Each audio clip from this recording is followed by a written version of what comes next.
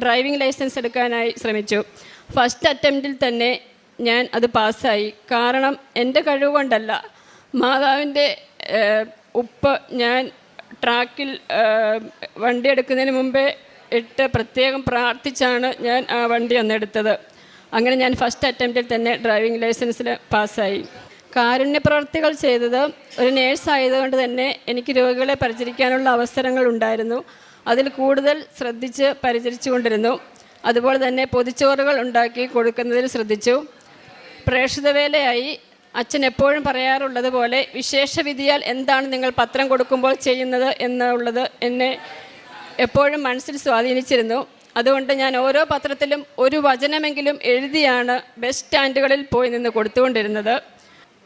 ഇതിലുപരി ദൈവത്തിൻ്റെ അനുഗ്രഹവും മാതാവിൻ്റെ ഇടപെടലും ഞങ്ങളുടെ ജീവിതത്തിൽ വലിയ ഒരു അനുഭവമായി തീർന്നു ഈ ഉടമ്പടി വഴി.